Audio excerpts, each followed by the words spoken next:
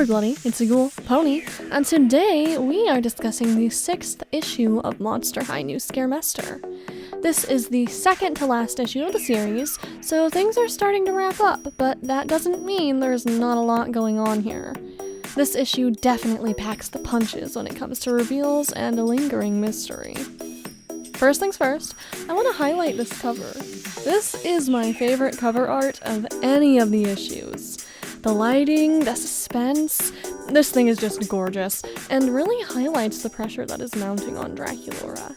Everybody in the world is wanting something different from her, all the while being, literally, in her father's shadow. It's a fantastic bit of visual storytelling. Last video, I had mentioned that I would have liked the variant cover to feature Rebecca rather than Frankie. Having read the issue, Rebecca actually isn't in it all that much, so I understand why she wasn't highlighted. I'd still like to get a cover of her, or really any of the characters other than the main 6, eventually, but that's a consideration for the future. Let's get into the actual plot of this issue. We open up with my favorite guy, Hexiciah, writing a letter to his dearest Nora. He has been hiding out in some cabin in the woods.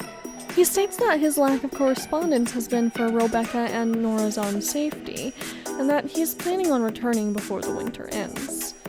Unfortunately, his writing session is cut short by someone finding him. We don't know who this is yet, but he doesn't quite look happy about it. His mention of the horrors he's seen is intriguing to me. I can't wait to figure out what exactly has been going on behind the scenes. I also wanted to note that he is in hiding here, which means that the big bads are not holding him captive. In the first issue, it seemed as if they knew his location, so there's 2 possibilities here. Either he escaped at some point between then and now, or they were completely lying to Nora when they offered their ultimatum, attempting to get her to agree to a deal that they couldn't fulfill. I'm not sure we'll actually get an answer to which of these is true, but I find either interesting.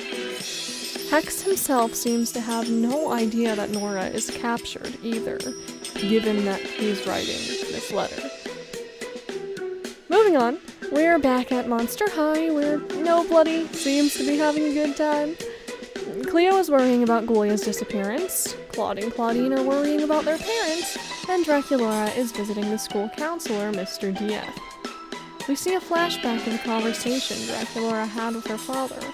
He's grilling her about how she's been spending time in the normie world with this vampire named Wingston. Dracula forbids her from spending time with him. I've seen a couple people confused about Wingston, and I totally understand why. For a moment, I wasn't sure if he actually existed, or if he was just a vampire version of Poe that Drac was lying about. I think the former is true, as Dracula shouldn't know about Poe, considering that he and Draculaura didn't meet until after his passing.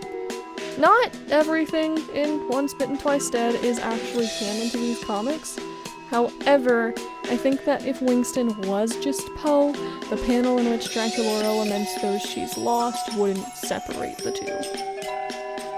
Mr. DF suggests that Drac should cross a few things off her tombstone, leading the ghoul to quit fear leading and the school board. Later, we see Frankie and Cleo talking in their ghoulish garments class. Frankie is noting that the fear-leading team has been dropping like flies lately, and asks Cleo when's the last time that she saw Ghoulia. Cleo says she hasn't seen her since the grave ball game, and she's extra concerned because they were meant to participate in a charity event together. Ghoulia's parents are convinced that she's on her way to visit them, quite slowly, due to her being a zombie, and this is the first time we've gotten to see them. I like the designs quite a bit. Cleo then has an idea. There's only one ghoul in school who seems to know everything about every bloody. None other than Crypt Crier. She texts the Crier asking if they have any information about Ghoulia. At the Haunt for a Heart charity event, Deuce is running the hissing booth. Claude was supposed to do it, but given Draculaura's absence, he had to take over as MC. Cleo sees him and is annoyed with this, but Claudine backs the boy up, noting that Cleo should lay off, as he has a lot going on. Cleo's confused and storms away when no explanation is given. Up on stage, Claude is on the mic, and it's revealed that the charity event is to raise money to provide synthetic blood and brains for vampire and zombie students, allowing them to have meals without needing to feed on humans. This initiative was heralded by Hexiciah's inventions and Dr. Stein's research. Claude also gives a shout out to Bloodgood's reinstatement in the Monster Clause, but we know that wasn't actually her doing. The audience seems a bit put off by this speech, knowing everything that's going on. Frankie notes the dour mood and suggests that the ghouls throw a creep over so that they can reconnect. But Claudine says she's got a lot on her plate right now. Apparently, Toralei has been seeing someone new, Wydona, interestingly, and her parents are still fighting. This conversation is interrupted by Frankie's phone buzzing. Crypt Crier has responded with some information about Ghoulia's disappearance. Cleo is eager to find out, but accidentally runs into Skellen, a ghoul who had gone missing earlier in the year. The poor ghoul notes that she was kidnapped and experimented on. She doesn't remember much, and she never saw Ghoulia. The information has the whole school up in a frenzy. Everybody is convinced this must be the work of normies, and some are even upset that Draculaura's protection isn't working as it's meant to. Claude says they shouldn't start pointing claws and that he's sure that Headmaster Stein will be able to explain soon. Dr. Stein is flustered by the sudden attention, and instead of giving any answers, he calls off the school year early. Later on, Frankie overhears him on the phone. He's informing someone, most likely the big bad, about Skellen's return. He asks about Ghoulia, Hexiciah, and Frankie, but the other end is quick to cut him off. They instead ask if he's dealt with Crypt Crier. Dr. Stein doesn't know their identity, but assures them that once he does, they'll be silenced.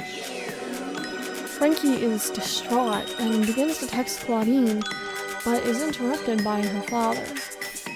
She tries to get some answers out of him, but is given none, and told that sometimes curiosity can cost you. In the hallway, Deuce approaches Cleo, wanting to finally come clean about what's been going on. It turns out that his mother's been having financial issues, and the reason he was confiding in Claudine is because he knew her family was having issues too. His mother is considering moving back to Greece to live with his aunts. Cleo doesn't understand why Deuce didn't come to her, considering that she's absolutely loaded, but Deuce says that's exactly the reason why. He wanted to solve the problem on his own, and she already had so much to deal with. Cleo reminds him that they're a team, and they can work together to figure it out. And it seems like those are the final wrappings on all the Cleo and Deuce drama for the series. I'm glad they ended up on good terms, and I do think Deuce's reasoning makes sense. I've mentioned before that I feel like the series is maybe a bit overly reliant on breakup drama, and my opinion on that hasn't really changed. But I am happy to say that I feel like this, hopefully final, makeup is well executed. Cleo then goes to apologize to Claudine, though the ghoul isn't immediately receptive to it. Cleo has missed the ghouls and feels that she may be to blame for Ghoulia's disappearance, since she should have paid more attention to her. Claudine says that the school board is looking into it, but Frankie isn't so sure. She decides that they should go to the head of the school board herself, Draculaura. When the ghouls venture to her castle, they find more than they bargained for. Draculaura has an entire pin board involving the disappearances. It seems that this is something she's been working on for quite some time now. She breaks down what we know. Claudine says it's all obviously the work of normies, but Draculaura isn't so sure. Her blood is keeping any humans out of Monster High, which means the culprit must be another monster. She notes that it's obvious that Headmaster Frankenstein is involved. Initially, Frankie tries to deny this, but Eventually, she concedes that they need to speak with her dad. Later on, the Wolf family is having dinner. Colleen is upset about the monster claws, and it turns out she's been fanging out with Winston too. Mr. Wolf notes that Mrs. Wolf's family are the ones who made the claws, and we get some lore. Yay, lore! My favorite! A long time ago, one of the wolf's ancestors was the first mortal who was affected by the full moon's curse. Humans didn't know about vampires at this time, and so their ancestor, Silas, was blamed for draining normies.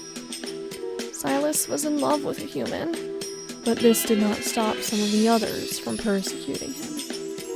So, after years of this mistreatment, he drafted the first monster claws and presented them to the other 12 founders of Monster High. Miss Wolf insists that these claws are out of necessity, but Howleen isn't convinced. After dinner, Claudine tries to connect with her sister, inviting her out to the mall, but Howleen is indignant at this suggestion. She feels that Claudine doesn't care about any of the terrible things happening and tells her to get lost. Winston is mentioned again here, and I have a feeling we'll see him next issue. Claude overhears the end of their conversation and goes to console Claudine. He agrees, though. Nothing has been right since these claws were instated. Claudine notes that even Crypt Crier has been MIA. She receives a text from Frankie, letting her know that she has a bad feeling. And Claudine finally concedes that maybe it will be up to them to get to the bottom of things. And that is where this issue ends. I feel like so much happened, which is probably a good thing considering that we are getting close to the end. I will say I'm not totally convinced that everything will actually wrap up next issue. I have a feeling that they're gonna leave a few things open for the next project they're working on. This may be the end of New Scaremester, but it's clear the team has something else lurking around the corner. I really enjoyed the emotional tension in this issue. I feel like everyone is at their lowest here, and maybe it's mean of me to like seeing this, but I do enjoy some good angst. I am slightly confused about what exactly the history with these monster claws is, as we know that they were not in action at the school until recently, but there's multiple references to them being made much earlier and possibly approved by the founders of Monster High. There could be a couple things happening here. It's possible that the laws may have been in action at Monster High's founding, but eventually Bloodgood was able to get them repealed. That would not line up with Freaky Fusion, but these comics are their own continuity, so that doesn't necessarily mean it's not true. Or maybe they've been in action for most of the monster world, but notably not Monster High until now. Or maybe they were planned but never implemented until now? I have no idea which of these is true at the moment, but maybe we'll get answers next issue. I'm also very interested in seeing what the deal with Mr. Stein is. Clearly the big bads have them under their thumb, but I can't deny that he's out here making some bad choices too. I doubt we'll actually see it, but I keep thinking that Nora and Hexiciah are gonna be pissed at him when they find out that he had a hand in this. Me, personally, I will be judging his explanation like I am on jury duty. Because, really dude, Rebecca already lost her father once. That being said, I don't hate him at all. I actually find him to be a really interesting character, and I would love to see more of him. The drama that he brings is A+.